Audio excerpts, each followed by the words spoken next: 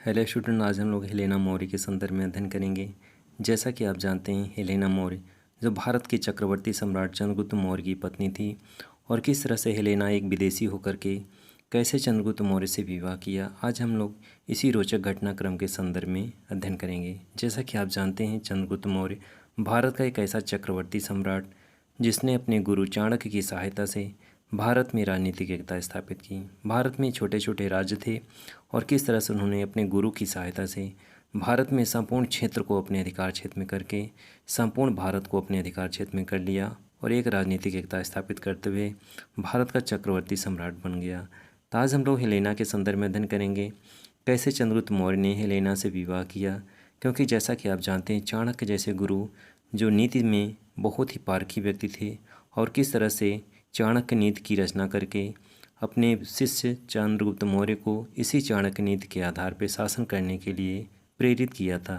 जैसा कि आप जानते हैं, चाणक्य नीति जो कसौटी पे खरी होने वाली नीति थी, जिसके आधार पर चंद्रगुप्त मौर्य शासन करता था। आइए हम हेलेना के संदर्भ में कुछ रोचक जानकारी प्राप्त करते हैं। जैसा कि आप जानते हैं, हेलेना ग्रीक शासक सेल्यूकस की पुत्री थी और चंद्रगुप्त मौर्य और सेल्यूकस के मध्य जब युद्ध होता है तो युद्ध के पहले चंद्रगुप्त मौर्य सेल्यूकस के सामने एक शर्त रखते हैं कि अगर वो युद्ध में विजयी हो जाते हैं तो ग्रीक राजकुमारी हेलेना से वो विवाह करेंगे और उसे इस शर्त को उसके पिता को मानना होगा। इस तरह से सेल्यूकस चंद्रगुप्त मौर्य की इस शर्त को मान लेता है कि युद्ध के पश्चात वे अपनी बेटी का विवाह चंद्रगुप्त मौर्य से कर देगा। दोनों सेनाओं के मध्य घमासान युद्ध होता है और इस तरह से चंद्रगुप्त मौर्य, जैसे कि आप जानते हैं, चाणक्य ने चंद्रगुप्त मौर्य को इस तरह से ट्रेंड किया था।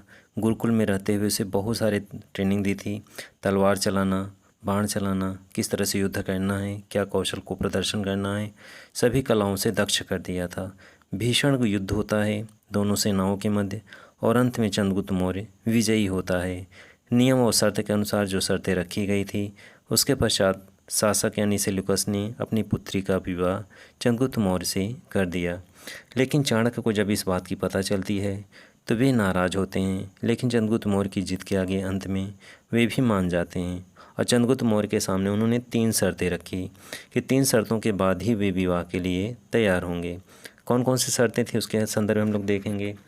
पहली शर्त थी कि दोनों से उत्पन्न संतान भारत का उत्तराधिकारी नहीं होगा।